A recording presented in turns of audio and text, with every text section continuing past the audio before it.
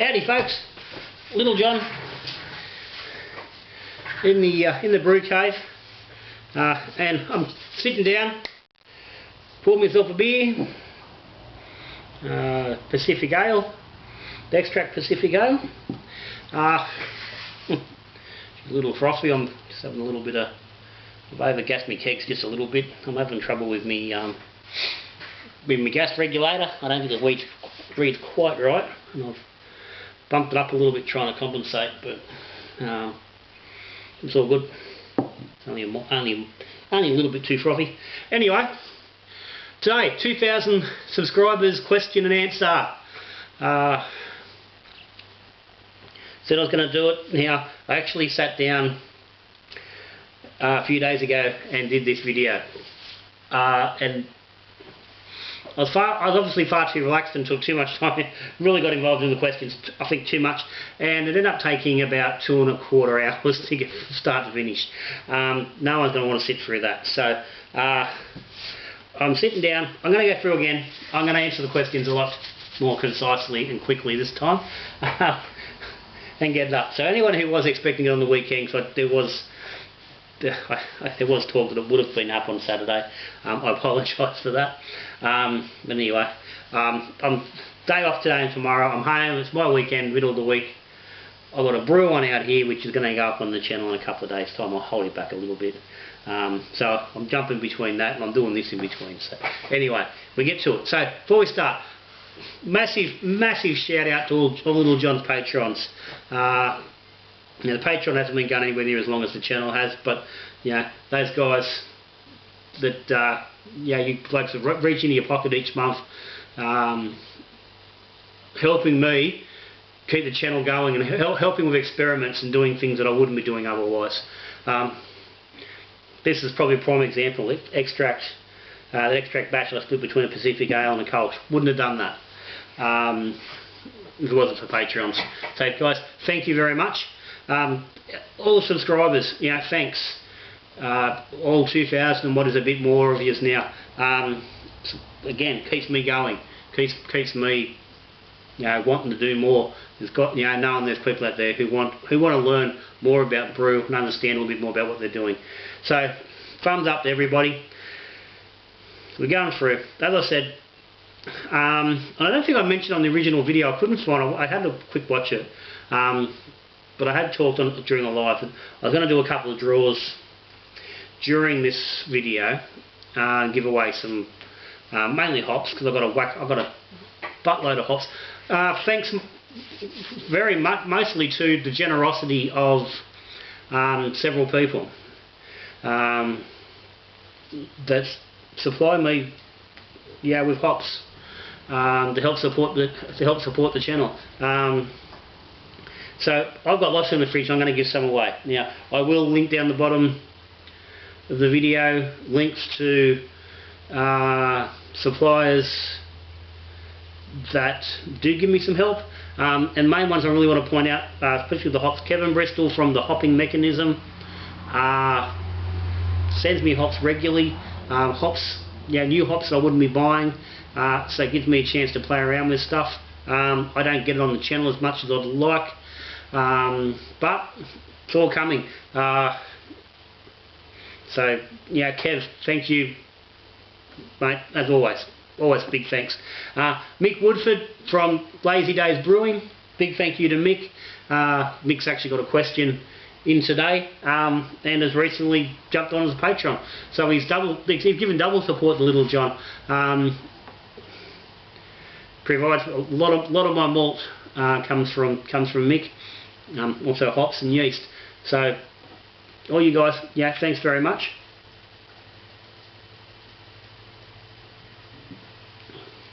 I'll also put some links down to a couple of my preferred suppliers that I use regularly. I'm not going to necessarily name them during the video. Anyway, let's get into some questions, because this brew is about to bloody call me back out there for a second. Anyway, I'm going to start with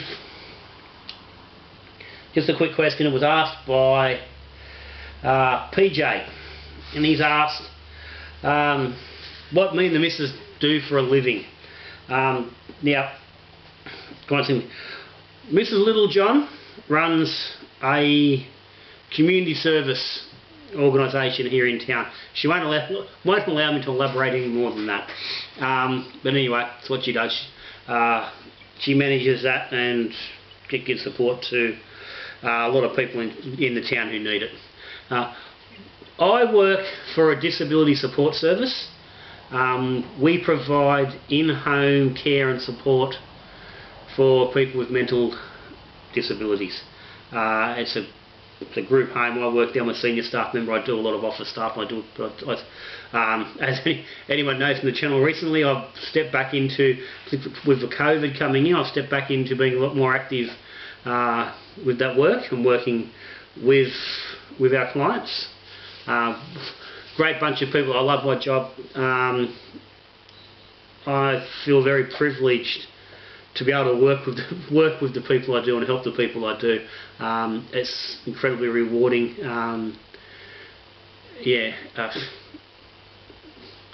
Anybody who's looking, really, if you're in a job and you're not really sure what you want to do, if you're not liking your job, or you want to do something a bit more fucking meaningful, have a look at disability support.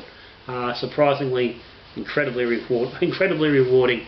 Tough, can be very tough, but is very rewarding. Anyway, that's that. Let's move on. I'm going to roll down. There's just a whole bunch of questions I'm going to roll down. Most of these are brewing related, which is not surprising. I did put it out there for some personal questions, and that's why I just got that first one out of the way.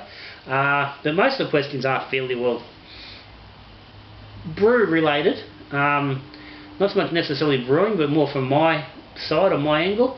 Hold on.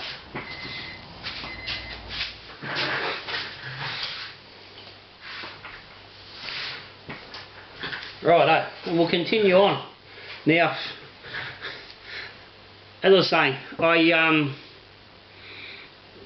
was going to do some draws, and what I did, obviously, I've done the draws in the original video. Now, I'm not going to go back and I'm not going to redraw the draw. Draw's been done. They're still sitting in I've got the names. Had them all in the little jug, all cut up on there in a little bit of each different name, and I drew them all out, and I've got them all. I've still got them sitting here. There's all at once. So I'm going to go through and just every half we'll give out the name. So the first one I drew out was John Bethel, who I believe is I'm pretty confident is a Patreon. So well done, John. You'll have some stuff coming your way quite soon.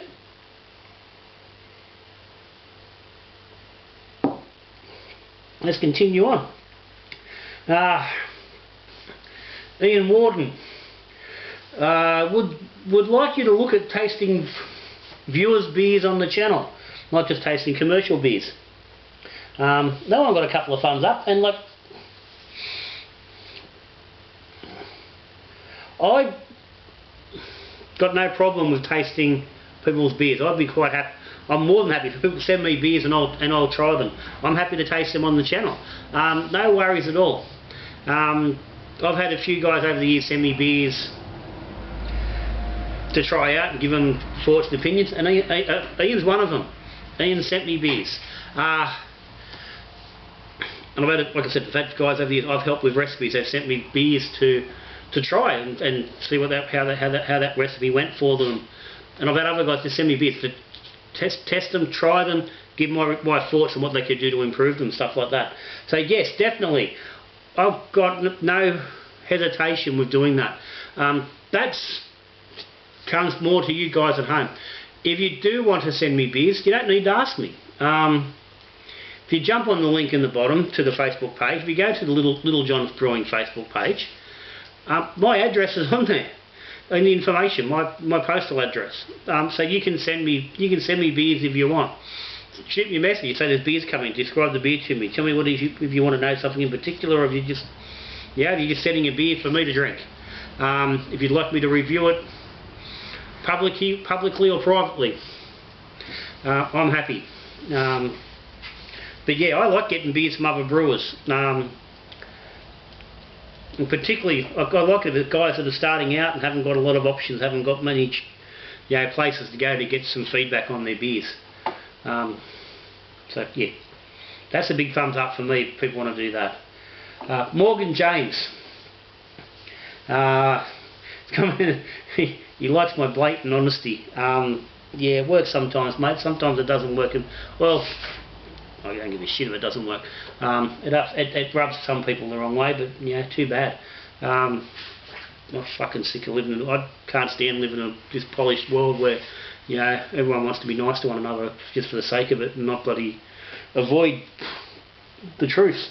Yeah, not me. Not going to happen. Never been that way. If something needs to be pointed out, it needs to be pointed out.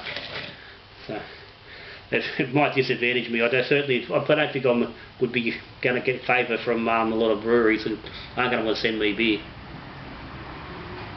for me to review. I'm going to be completely honest about it. But anyway, Morgan's question: what difference does it make if I change a recipe for bittering to remove most of the IBU from 60 minutes and space out around 5-10 minutes, and still have the recipe equal the same IB and BU-GU ratio? I did, and as I said, I went into big answers on all of these questions on the last video. I've got to keep them a bit quicker, a bit shorter. Basically, what you're looking at there is what's become the modern trend in pale ales, IPAs and NEPAs. Taking the initial IBU and moving it to the end, so replacing the traditional bitterness, that snappy, bitey, harsh bitterness of beer that you get from the hops, and moving the level to the end where it becomes a different kind of bitterness. It's a softer bitterness coming from the acids and the hop flavours themselves. So you'll find most NEPAs run similar IBUs to their IPA counterparts. Not as much, but they're certainly up there in the realms. So all you're doing by moving it to the back is just really amping up the hop flavour and the resins and the oils and the hop feel in the mouth. It's just a big shift. So it can be done without any problem. Now, if you're moving it into those 5 and 10 minute boils, you need to be, it doesn't really matter. There's less hop at a 5 and 10 minute boil than there's certainly going to be if you're doing, whirlpools and flame outs like a NEPA. So if you're doing more of a late hopped IPA, it's not a new thing, and it's something that's done quite regularly. Plenty of these brews now don't have any bittering hops added, like a traditional bittering hop, which is added like 40 minutes or longer in the boil. It's not uncommon now for a brew to have no hops at all actually added to the boil, and relying on those late hops for the for bittering. So yeah, that's what it's going to do. In your own brewing at home, mate, all I can do is play around with it to see what it does. Shift, if you're worried about doing it all in one go, shift chunks. So if you, as an example, if you're doing a 50 IBU IPA and you've got your 30 up front and 20 at the back, change it. Drag it to, put 20 at the front and drag it to 30 at the back. Shift your IBUs around and where you're getting them and see what effect it does. You might just surprise yourself. You might find you like it at a different place. Took me quite a while to shift from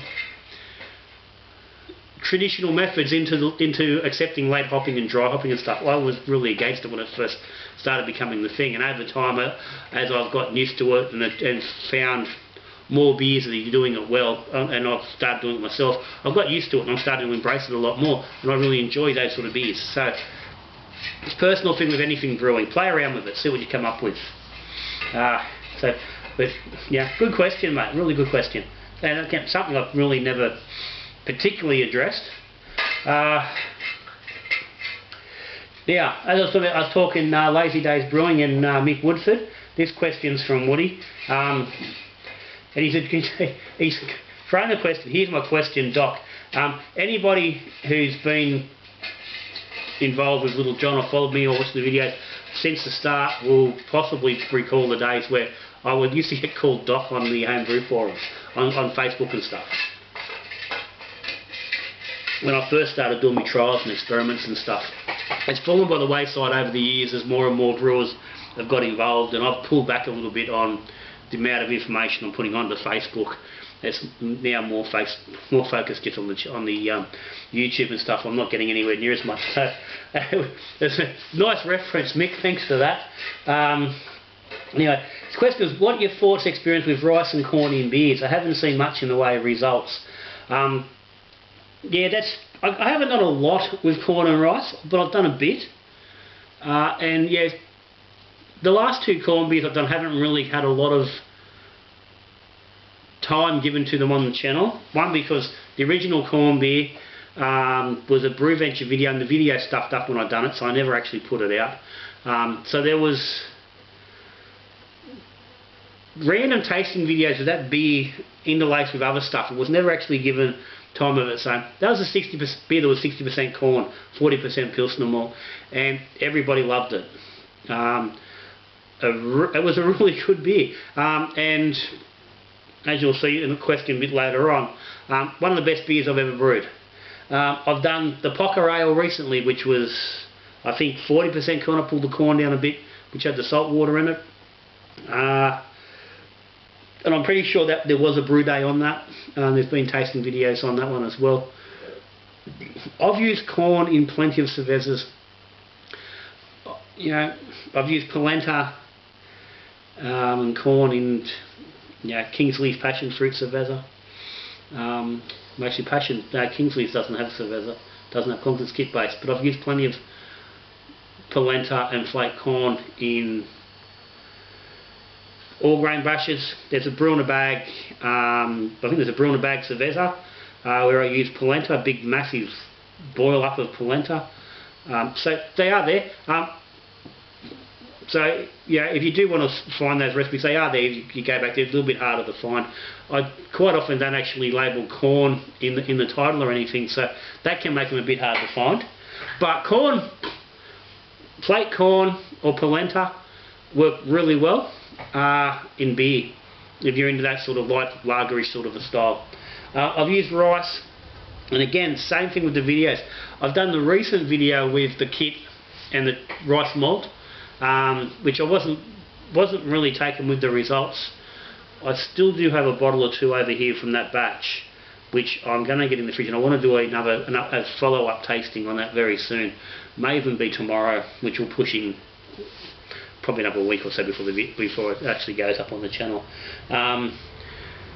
But I did a rice lager, which was the one I've been drinking on a few videos, which was been really well accepted. The boys at camping really liked it. It's going down quite well. It's up there for me.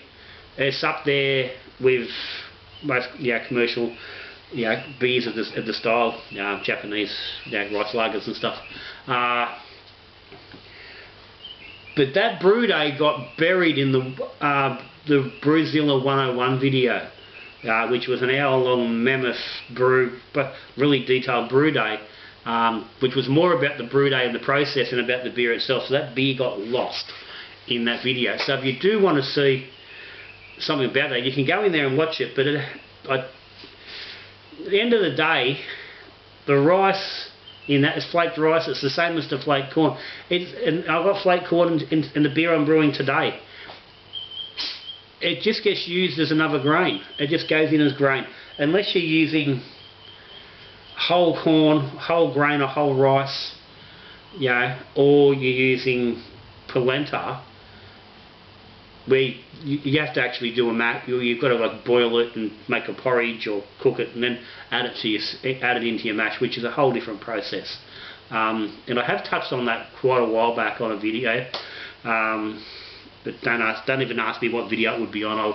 It'd probably take me bloody half an hour to find it. But if you're just using flaked corn and flaked rice, and again mixed demand where I get all this stuff from, it's dead easy. It's in the mash. Mix it in with your grain, put in the mash at the start, and you haven't got to worry about it. It just does its thing. Simple, no question. So rice and corn have their place and they work if you're into that sort of thing. If you're not, you're not. If you are, have a crack at them. If you're into those Asian style lagers, Singer and Tsingtao and Chang and Kirin and bloody Asahi and stuff like that, give it a crack. 20-30% rice into your brew. See how it goes. They come up quite nice. I'm going to pour one in a minute. On the last video I actually had the Japanese lager and drunk it while I was doing that question. So anyway, Mick, cheers. Luke Fuller, congrats John, have helped me out a lot with tips and tricks. Have you had any thoughts, dreams or goals to open and run your own microbrewery? What are your hesitations if yes? Okay, the answer is yes, because I've had wanted to open my own brewery. What home brewer hasn't, realistically? What home brewer doesn't go in the middle of brew day? Hang on.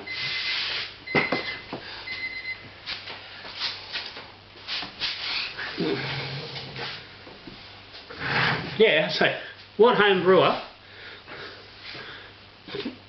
doesn't go through brew day in the middle and go, geez, I wish I could do this for a living, or goes to the pub and drinks crap beer and goes, geez, I wish I could bloody open my own brewery and make decent beer or whatnot. Yes, I have certainly. I certainly have dreams to open my own brewery. We looked at it. We have looked at it. I've looked at it a few times. And look,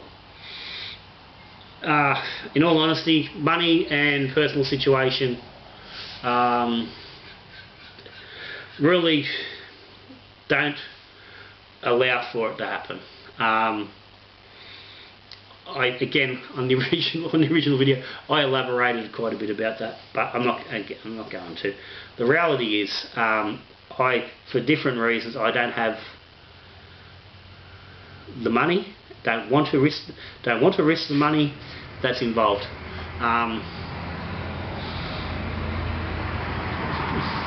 I'd love to do it. Yeah, certainly would. I'd love to do it. But by the same token, they say, like, do what you love and you never work another day in your life. But anything you've got to do day in and day out is work. It's called work for a reason. I enjoy brewing beer. I enjoy doing the videos. I enjoy talking with people about beer. In the context of what I do. If I was doing it day in, day out, would that be the same? I just don't know. Yeah, but main thing is, I just haven't got. It's not within the realms of really doable at this point in time in my life. And yeah, I'm comfortable where I am.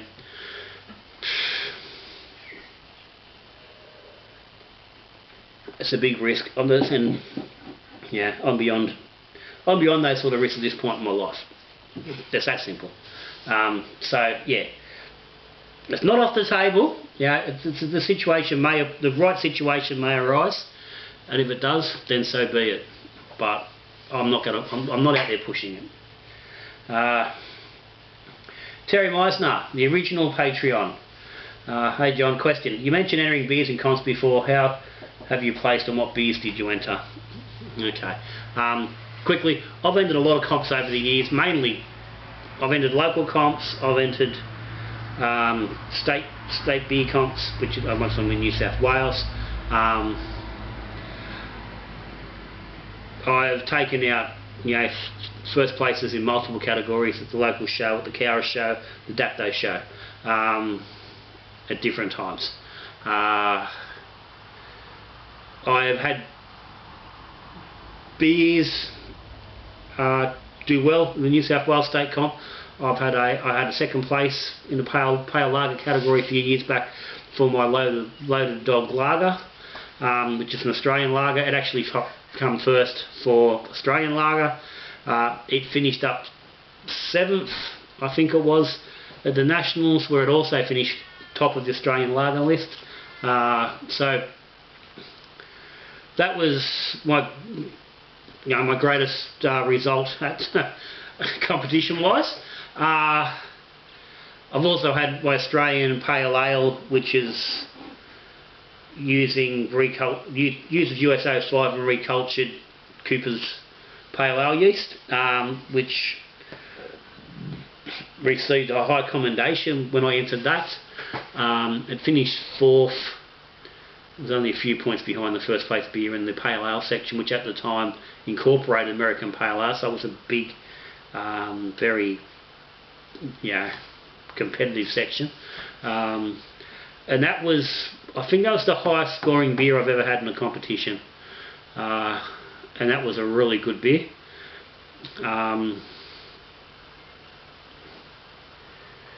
But other than that, I've, like, state comp wise, haven't done particularly well because most of the beers I send have only been for feedback.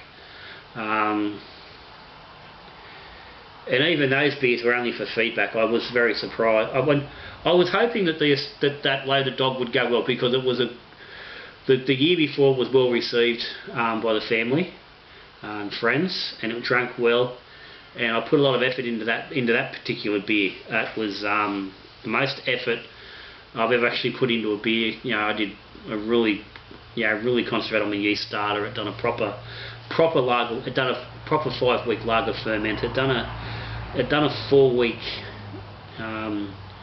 secondary cold fermentation, and then sat for about 10 weeks before competition. So yeah, I put a lot of effort into that particular beer to get a good result. Every other beer I've entered has just been purely for feedback, and in all honesty, most of my beers, due to a lot of the experimentation and stuff I do in the way I brew my beers, aren't particularly brewed to style, and as a result they struggle to do well in competition. So I've used competitions more, like I said, to get that feedback on the overall feel and finish of the beer, because that's the big thing you get from entering in competitions. It's getting that clear judgment. And I've done a video on this before. I've done a video on entering the beers in competitions where I elaborate about it. But quickly again, it's about what I like to enter a beer in a competition, especially if I'm going to a state competition where I'm not going to be judged by good judges, and I will drink the same beer the same day as that competition, and I will judge it myself, and I will keep the score and the results and the marks that I feel, and then compare them to the judges, and that then allows me to see where my individual assessment of my beers is at. And it's a really good thing to do, because if you're not able to critically assess your own beer, then you're not going to really ever improve your brewing. If you're drinking a beer and you're just going, oh fuck, that's amazing, ah shit, yeah, that's the dog's bollocks, then you're not going anywhere. If you can't drink that beer and go, okay, well, the malt's too sweet, or it's cloying, or it's dry, it's drier than it should be, it's undercarb, there's a strange metallic taste, there's apple. If you can't sit there and pull your beer apart properly with some accuracy, then you're not going to be able to put those things into place to make those beers better. If you think your beer is great as it is and you don't enjoy it, then that's fine, it doesn't matter. I mean, you don't have to enter beers in competitions, but it's not a bad thing to do. And particularly if you've brewed a beer where you think, okay, this beer is pretty good. If you think a beer is pretty good, put it into one of those competitions and get it judged. But biggest issue is that competition only happens at a certain time, so you've got to brew beers within a certain time frame for them to be judged. And for me, who drinks quite slowly and only brews one brew every couple of weeks, it's difficult to do that. I know there's certain fellas, Barry Cranston, I'm looking at you as an example, and I'm certainly not the only one, but Barry, there's brewers out there who've got time and can brew a lot of beers and put a lot of different styles in and be really prepared for competition time. I can't do that. So if I happen to have a beer that's ready and going alright at the time, well, I'll put them in. But if not, don't worry about it. So that's where we went. Random BSAs, just a congratulations. Daniel Law, considering all your experiments, what's your favourite beer and style? Favourite beer style and favourite base malt and hop combination. Okay. Again, I'm going to just run through this one fairly quickly, as quickly as I can. Favourite beer style for me technically is, I like the lighter beers. Lager, Pilsners. I I'm actually, and that's the same thing. I like, you know, just a general pale ale. But that end, so at the moment I'm enjoying XPAs. I'm really finding they're found quite a few nice XPAs. Finding plenty of crap ones as well, but I'm finding that's a style that works quite nicely as well. But realistically, I like pretty much any beer style, and it would depend on the weather and the situation on what I'm going to enjoy the most. Middle of winter, I'm not drinking too many lagers or pilsners. You know, I'd rather have me maltier beers, like, you know, a nice you know, pommy bitter or a stout or a dark ale. Yeah. In between days, I've got nothing against a good IPA and NEPA, stuff like that. So that's very situational. Is probably more the word. It's beer in context. What is the best beer at that point in time? So that's how it is. Favourite base malt, hop combination. Again, that's just so wide a thing. I mean, I think any brewer that said, "Oh, this is," yeah, then you've been a bit narrow-minded. I will say this: I prefer to use British and European malts over the Australian malt. I just find it's a better quality. It's whatever process is being used, I feel is just better. So I really like Simpson's malt. I switch between Golden Promise and Marisota, bag for bag. I buy one sack of GP, one sack of MO, then swap them over. I've just drained my bag of Marisota at the moment. But I use different malts, and again, it depends on the beer. I'll use the appropriate malt for the appropriate beer. If I want to make when I make an Australian pale ale, I will go and buy Australian malt. I'll buy Joe White or Barrett Burster, depending on what's available where I'm getting it from. I will buy those malts because that's the appropriate malt for that style. So it's not about a favourite malt. It's about just picking the right malts.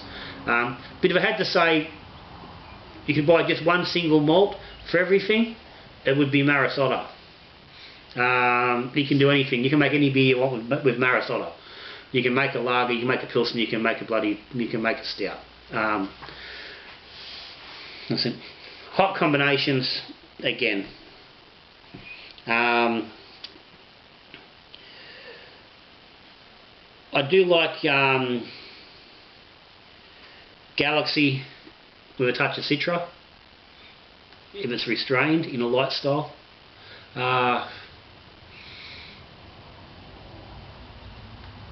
I like the combination of Topaz and Summer in amber ales.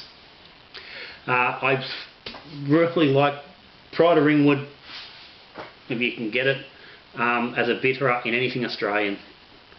If you're starting Australian beer, starting with the earthy, dirty grittiness of Pride of Ringwood is, for me, starting you in the right place. If you're not starting there with an Australian beer, then you're not in the right place. You're not going. Cooper's Pale Sparkling Ale. You're doing if you're trying to do any sort of Aussie lager, you need to be going Pride of Ringwood or Super Pride at the very least. If you can't get hold of those, go for Topaz, because it will give some nice dirt. It does also give a little bit of dirty earthiness, but it's not quite the same. It doesn't have the pepper and spice that the Pride of Ringwood has. It cops a lot of fucking flack, Pride of Ringwood, but for me, I think it's a really great hop. It's really overlooked because it's been used in some shitty beers. It cops a bad rap. You use it right, it is a really good hop.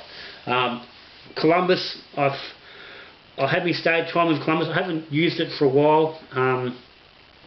Just in the fridge early, and I've got a couple of packs there of Columbus. Again, that Kev Bristol sent me. I've got to do something with those because it's a really nice hop.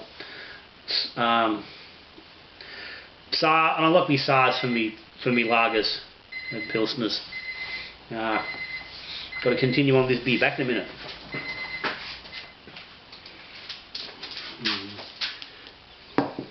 That's the rice lager. That's the rice lager that's talking about just before. And again, see just that foaming issue I've got with those bloody kegs at the moment. But again, not too bad. Anyway, so let's move on from malt and hops. Dave Hoskins, Free Chin's Brewing Store. He just said thanks, not a question. I think the videos have helped him out, which is great. Aaron Plummer, enjoy your comment and no bullshit attitude. Cheers, mate. Hope you find it still enjoyable for yourself and keep it up. I mean, at the moment, I'm pulling things back a little bit, which has been discussed recently on videos. But I'm still enjoying what I'm doing and getting stuff out there. Been through most of your videos, just wondering if you could go through or make a video on a decent lager recipe, describe why they seem to be so bloody temperamental, or is it simply temp control? Okay. Now, there are videos there on lagers, and again, probably doesn't really stand out a hell of a lot when they're there, but there's some older ones, particularly, I can think of a few. There's a German Pilsner, which is done on the old 3V system. I'm pretty sure that was one of the original on the 3V when I might even still been using my homemade heat exchanger at that point. You go back to the early videos and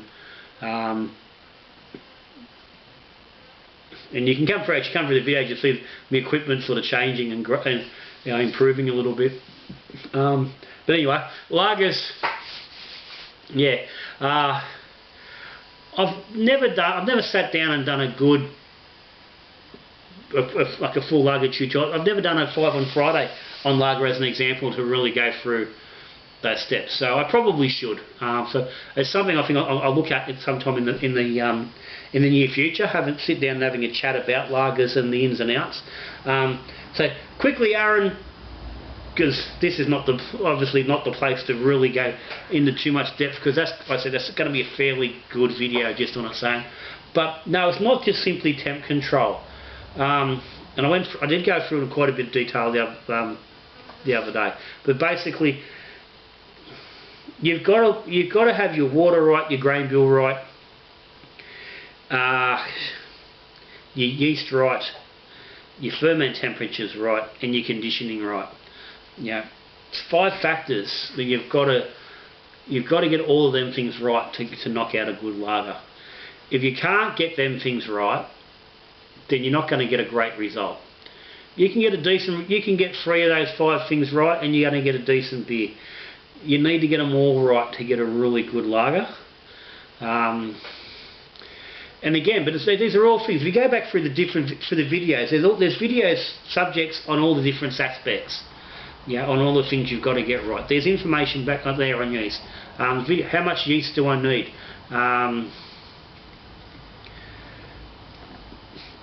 There's information there about it. Yeah, so it's not just temperature control. Temperature control, yeah, is important.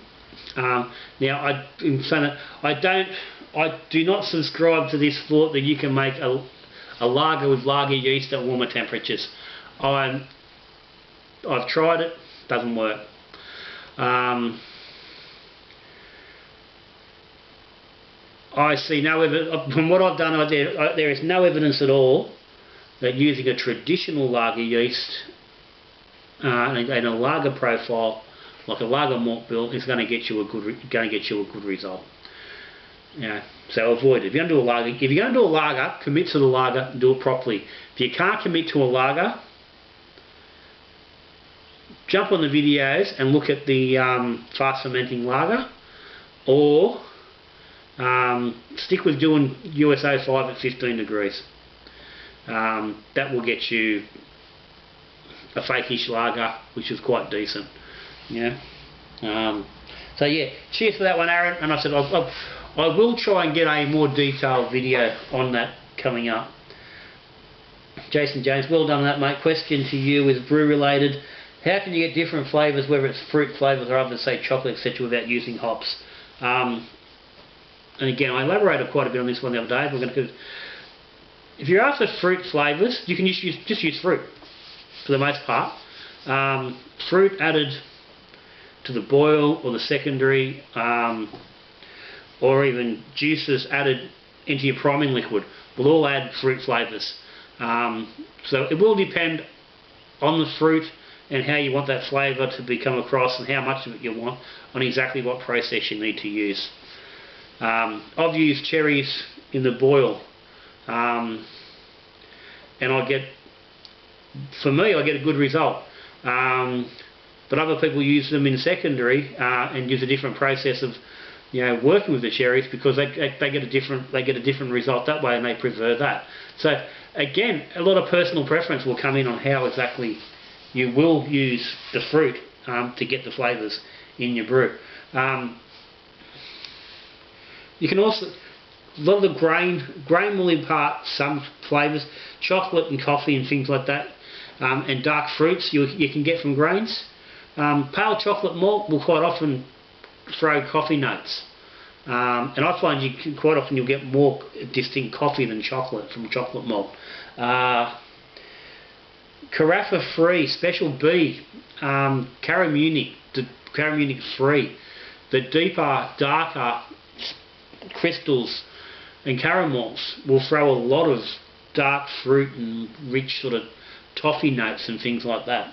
So yeah, you can get them without hops, and then you can even get them. Certain yeast will do the same thing. A lot of the Belgian yeast will throw, quite fruity flavours.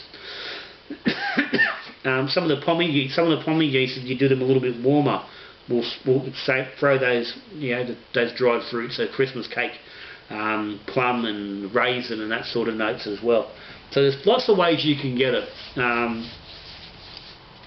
Hops are really the most restrictive way of getting, fruit flavours. You're getting notes from the hops, and again, those flavours will vary depending on how you use different hops. Without picking any particular hop indeed, but one hop may give you really strong citrus, mandarin and orangey notes at a 15-minute boil, but if you use it at flame out, it may be more of a bitter, sour, lemony sort of effect. So you've got to look at your individual hop or your addition that you're using, and try to look at how you're using it, and again, experimenting, playing around, taking notes and recording your results to see what they do, and how you can use that for yourself. Jim Bam, congratulations John. Are you going to have a ride on the Kveik train? Seems they're going to take over everything. Does seem that way.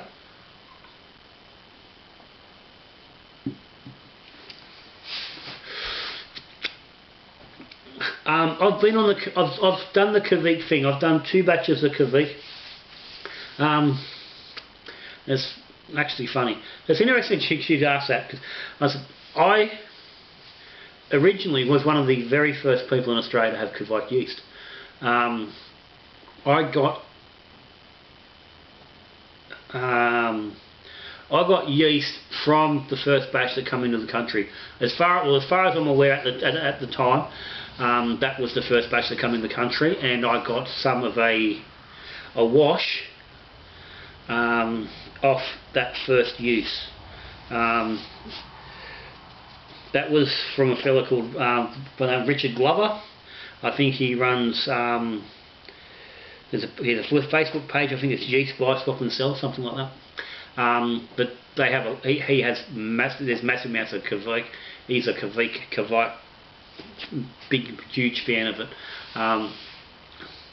I got the Kveik originally because I thought, okay, this is really interesting, this farmhouse Norwegian ale, and I looked into Kveik itself, into the beer, and how it was brewed and what were the ingredients.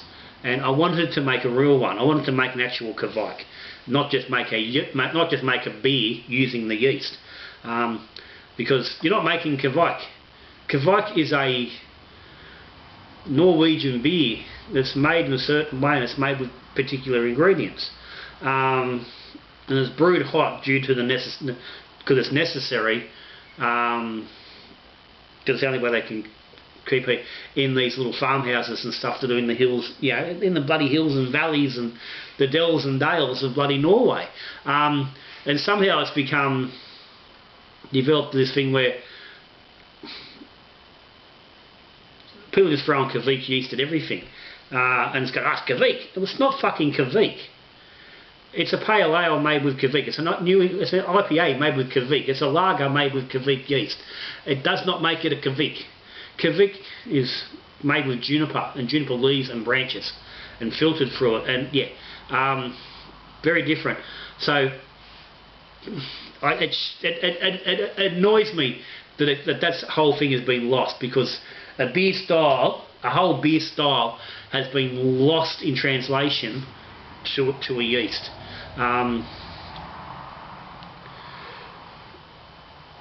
So yeah, I've done 2 beers, didn't like either of them.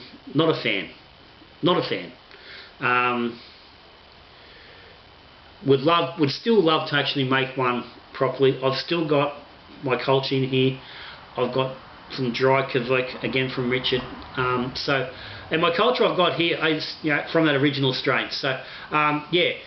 So I've gone from being a pioneer, or potentially one of the pioneers, to, you know, I'm over it to some degree. That's how it is. So yeah, no, you're not likely to see me using Kveik yeast in a hurry. Go back if you want to have a look where I have used it. The DDH Pale Ale. I think that's what it's titled, DDH Pale Ale. The split batch, I split half of that with Kveik.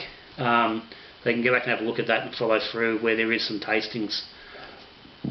But yeah, I said, wasn't impressed. Birdie bro, congrats on the subs. No question, keep up the content. Cheers Birdie. Birdie joined me on a pub crawl back there in Wollongong, back on earlier in the year. Videos there. MJ Hoss, why do you think the USA doesn't allow distilling at home?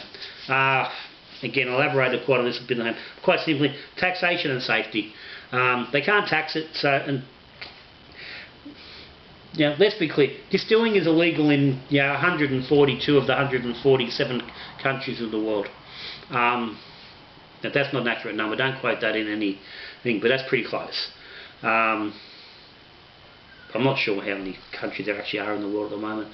I think it was 143 when I went to uni. I think there's actually more now. I think it's close to, I think it's about 147. But either way, a very, very, very high percentage of those countries do not allow distilling. And it's the taxes, because they can't tax it. But B, it's a safety issue. It's perceived to, it's dangerous. You can blow things up and you can kill people if it's not done correctly. So from that, man, that's the main reason. Taxation, people always want to go, oh, it's taxation, they can't tax it. The government does stuff for taxation, but there's an awful lot of safety factor involved as well. No one's ever blown up their house or their family brewing beer. You generally, you don't kill people by making bad beer. You can blow up your house with a still. You can kill people with bad spirits. So that's why, essentially. And it surprises me that Americans can't do it in America. They're so bloody big on their freedoms and whatnot. It's a wonder it's not put into the fucking, haven't put into the if bloody 18th Amendment or something, that they're right to bear fucking moonshine or something. But anyway, that's how it is. Stafford Fairhead, chat about top 5 beers you've ever brewed and top extract beers as well. I'm not going to go particularly one or the other top 5. I will touch a bit on some of the best beers I have brewed. As I touched earlier, that corn beer was a cracker. Brewed IPA and the Brewed India Pale Lager, which I done last year, both really good beers.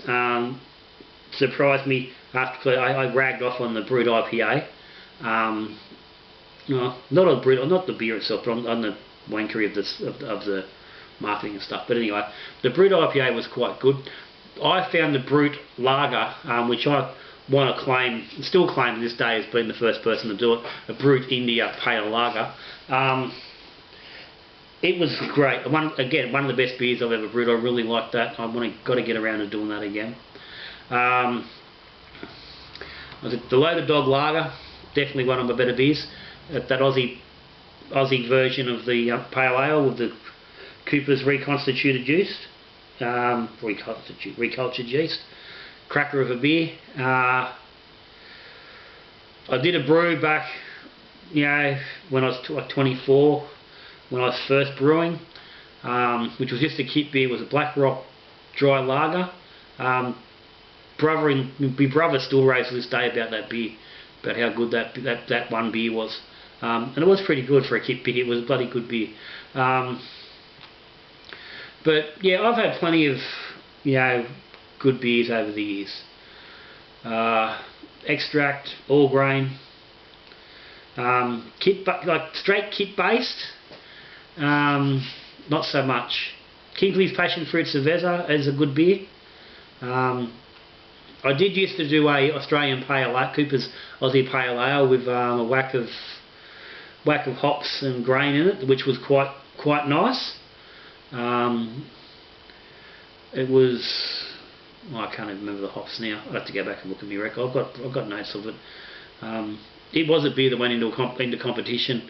I think it went into competition the same year as the Aussie Pale. I think it finished about 7th, and scored reasonably well, for a kit-based beer, which would have been probably competing against mainly all grain. So yeah, so they're the beers.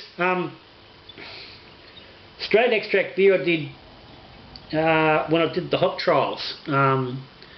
If you watch the video, which I didn't finish going through with that, but the base beer I did for that was really nice, and that was just extract with a little bit of Warrior up front. So yeah, so there's been plenty there. This Japanese rice lager is it's a good beer. Like it's up there on par with any commercial beers of the same style. So yeah, they're there. So cheers, Stafford. Dan Punk's got some congratulations.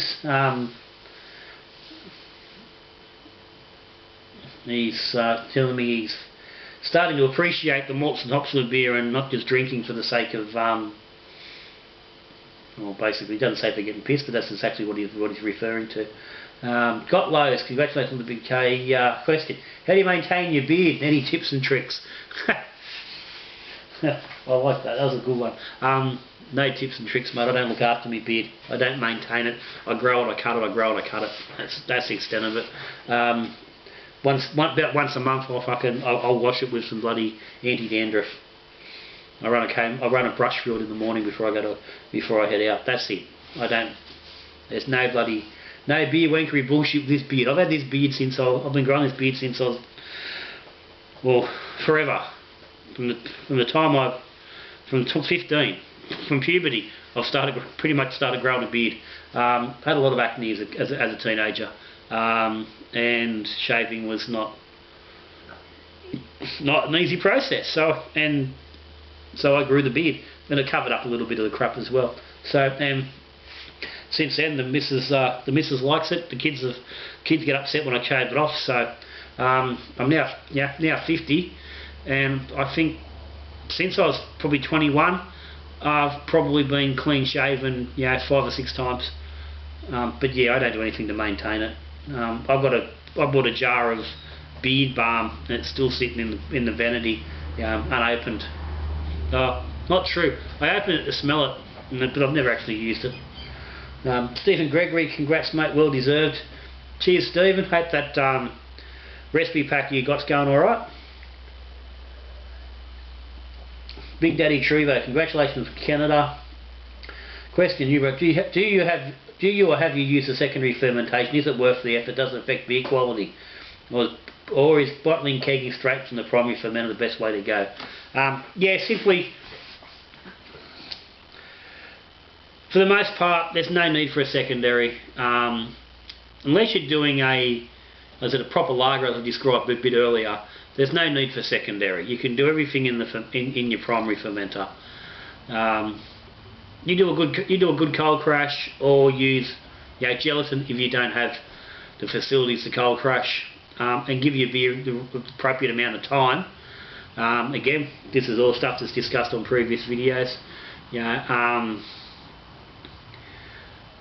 Good ferment, I said cold crash and or findings. You don't need a secondary. You can bottle perfectly clean beer from your primary, no problem at all. So yeah, not an advocate unless you're doing a proper lager and really committing to it. There's no need. And even most of the time doing a lager, there's no need to go to a secondary. You can lager in your bottles if you've got the way of doing it. Darren Wozkanal, I don't know how to pronounce that last name, Darren, but anyway, cheers, mate. He just says congratulations. All good, mate. Seen your channel's going well. Anybody, I'll put a link down the bottom to Darren's channel. I've done the other day too. I should have fucking looked. I can't think of the name of the bloody channel. But he's relatively new. Him and his mate, they do brew vids, and they've got a different format, different setup on how they're doing their videos, and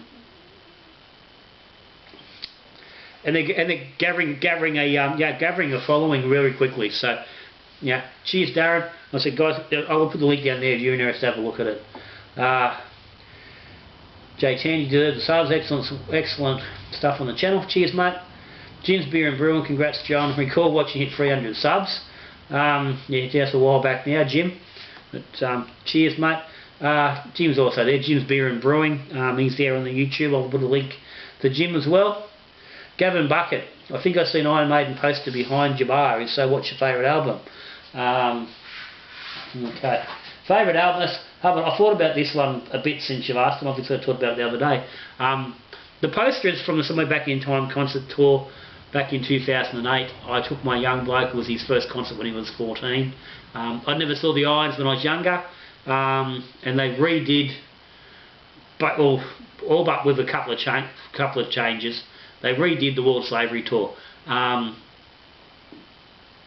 which was around when I was 15, and so I wasn't able to get to the World Slavery Tour, and always wanted to. So when they done that, I went out. So for me, favourite album is Live After Death, the live album. I don't think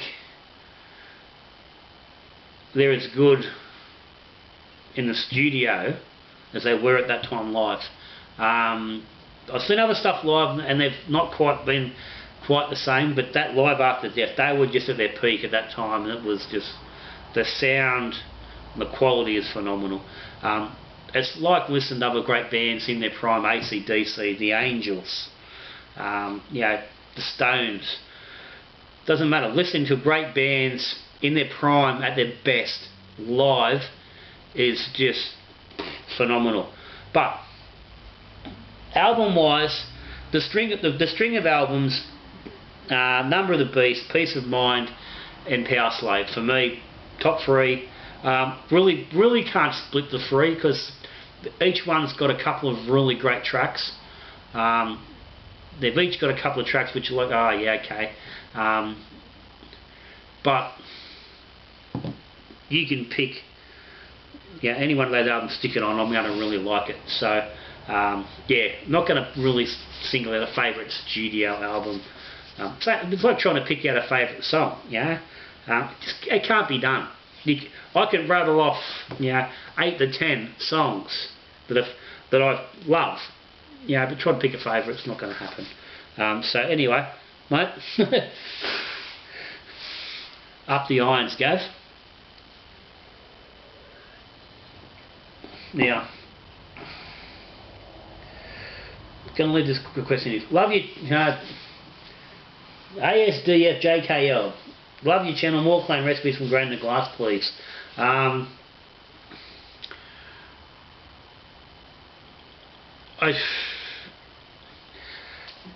tried to get grain to glass going. I tried to do it a while back, and it just it doesn't work for me.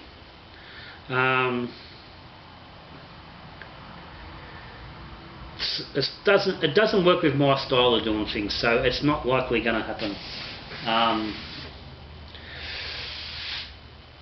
Clone brews I may look at doing, but again, it's not. I don't particularly like cloning beers. I do styles. So it's like this. I'm going to do a Japanese rice lager. I didn't try to clone a particular beer. I do Aussie lagers. I don't try to clone a particular. I've done the recent Queensland lager where I've sort of done a 4X sort of a style, but I haven't tried to clone 4X. That's not what I do. So, if that's what you're after, I'm really sorry, but it's not going to happen. Well, I can't see it happening anyway. You'll get styles, yes you will. You're going to constantly get styles and things, beers that'll like certain things, but I'm not going to do clones, and I don't think I'm getting back to grain to glass in a hurry. I take too long between brews for it to really work on the channel.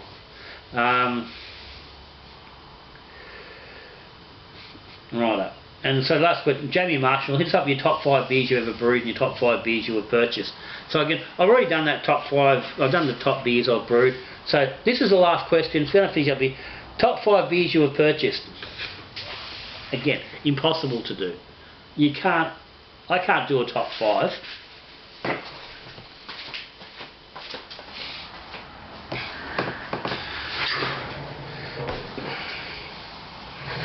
Yeah, look, top 5, like trying to do a top 5, that's just really the same thing, it's impossible.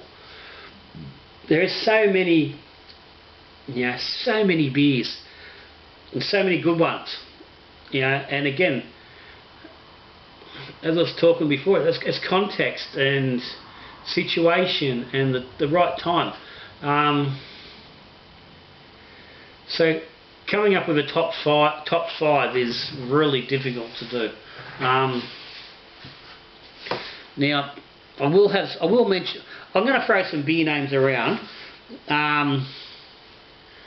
as beers that I've really enjoyed over time, and recommend that people do try if they haven't. This fella, Budjevicki Bud Bar. Now, on the original video, I actually cracked this and I drank it on that video while I was doing the video. That is my favourite beer. And I discussed the difference between favourite, and best. Because best is a subjective, like beer particularly, it's subjective. To say something is the best, you need to be able to quantify that. You need to be able to compare something to something else and say, well, this is better, and this is why. To do that with beer is incredibly subjective. I can drink a beer one day and 3 days later drink that same beer and it's not going to have anywhere near the same impact, and I'm not going to enjoy as much because that day, the first day I was thirsty, or it was hotter, or I was in a better mood. I'm in a shitty mood, or I'm tired. I've got a sore throat. I'm snuffly. My big toe hurts because I just fucking kicked it. I've got the shits. The dogs are pissing me off. Whatever. It's raining. All these things impact the beer. So judging top and stuff is very difficult. But anyway, beers that I really enjoy. As I said, Budvar. Always enjoyed Budvar. My favourite, is it the best beer? Well, no, it's not. Not the best beer, but it is my favourite beer. Anyway, Pilsner Urquell, great beer. If you haven't tried an Urquell, get one. It's the Urquell and the Budvar are the original Pilsner, the original lagers. This is where they started from. These, get into them. Wine Stefner. If you've not tried Wine Stefner, get into them. Same thing. These are breweries that have been around for hundreds of years. These are the forefathers. They make incredible beers. You might not be big into lagers and pilsners, and want to rag on that they've not got enough flavour and whatnot. but try these things. They're fantastic. I really like a couple of beers from Samuel Smith's in England, Pommyland. They do an India Pale, just really nice. Their Taddy Porter is just a classic porter. Witchwood's Hobgoblin Ruby Red Ale, oh, it's a cracker. Absolute beautiful beer. I love it. Again, one of my favourites. Can't get it. It's hard to get. You could get the Dan's for a while. I could go to Dan's. I could get one when I was out of town, and even Dan's you don't have them most of the time. They're difficult to get hold of. Absolutely, fantastic beers.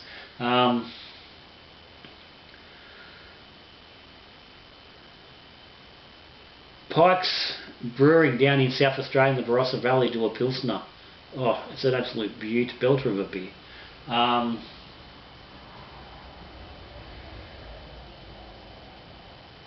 just looking at my range of bottles up here because there's a couple there. Carl Strauss out of San Diego in America, in California. They're Pinta. Well, any of the Carl Strauss, the mainstream Carl Strauss, but the Pinta Pale particularly is just a real classic American West Coast IPA, pale ale. Fruity and malty, really good. They do a red trolley ale, which is really good as well. More modern, like more recent stuff. Obviously, Modus Former Tenant, cracker of a beer. Ben Spoke Sprocket Cluster 8, again fantastic. Crankshafts are a really good beer from Ben Spoke. I've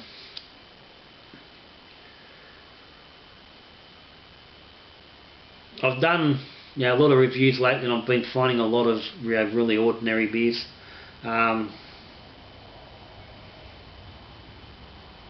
Actually, I've done here. I've got them here. They're still sitting there. 3 cans. This is beers I drank on Sunday, just a couple of days ago after work. I had three cans from Prancing Pony. I've had them here for a while. I was going to do a beer review on them. Sat down Sunday after work and just drunk them on the back veranda here while chatting with the missus. Very enjoyable beers. Give them a crack. Prancing Pony were all the Ducks Nuts a few years back. And I wasn't impressed with the beers they were putting out at the time. I didn't think they warranted the rave reviews they got, but they're a good couple of beers.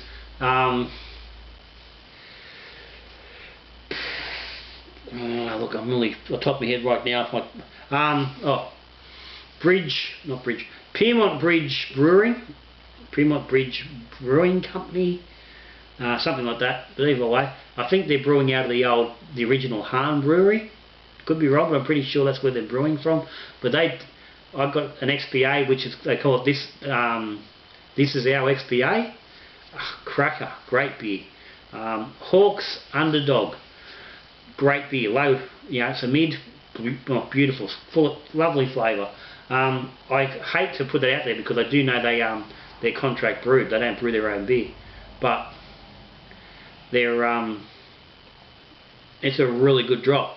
I haven't been a big fan of real big fan of their other beers, but that Underdog is just really good. Sucking them down while you're having a barbecue on a Saturday or Sunday afternoon, fantastic. But yeah, there's plenty. There is plenty. I mean, I could sit here, and rave on and come up with plenty. If you're sitting at home, there's beers that you need to try. The Belgians, try some of the Abbey beers, Chimay, Roquefort, stuff like that. St Barnabas, things like get into some of those Abbey beers if you've never done it. But they're a bit pricey, and a lot of brewers shy away from buying them because of that. They seem a bit, but if you've not tried them, you need to. You might not like them, but you need to try them. I'm not a massive fan, but you've got to try them, experience what they are. If you can, like West Velton 12. Westveltron. I don't know how you actually pronounce it. It's Westveltron 12. Everyone, yeah, pretty much knows it. Should know of it. Abbey beer, very hard to come by. I did see it was for sale again only recently. I can't think of where it was that had it, but again, it sells for about $60 a bottle for a stubby. And it's not worth the $60, but I think any serious beer drinker at some point in their life should experience it. It's a long time been rated as the best beer in the world. It's the background, it's the whole story and things that go with it. So if you get a chance to try one. Like I said, it's way overpriced for what it is, especially considering what you'd pay for it if you're in Belgium. But we aren't in Belgium, and it's not cheap to get to Belgium to buy a bottle of beer. So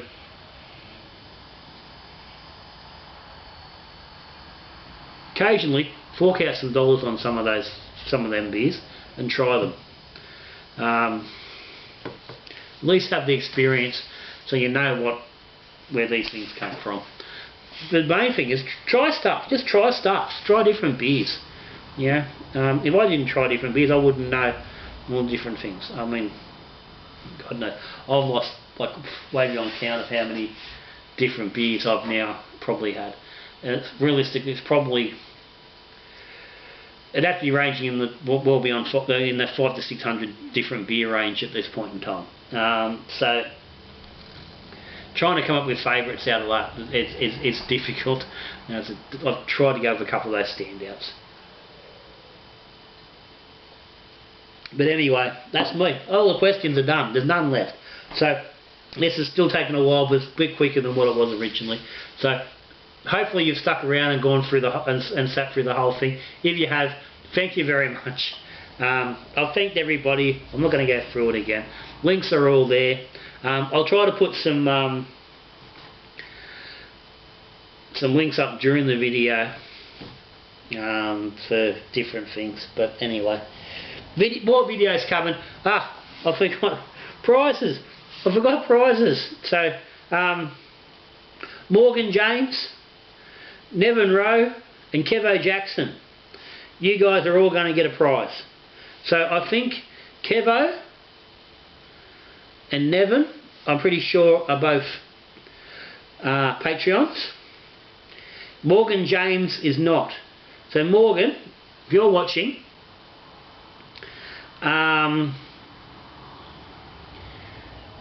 you need to get me your address.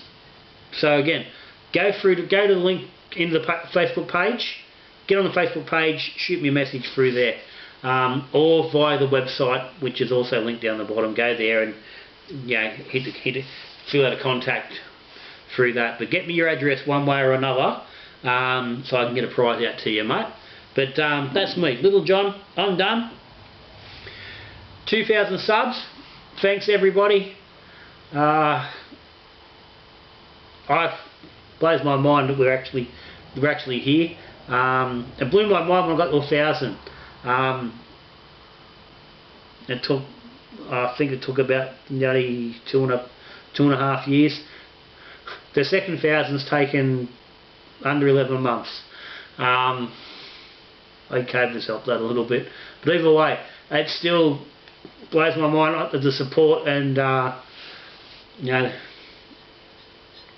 the feedback I get from you guys and guys and gals at home is fantastic. So thank you very much. But I'm gone. Gonna go and finish this beer. So till I see you again, we brewing beer, drinking beer, or talking beer. Good brewing. Cheers, guys.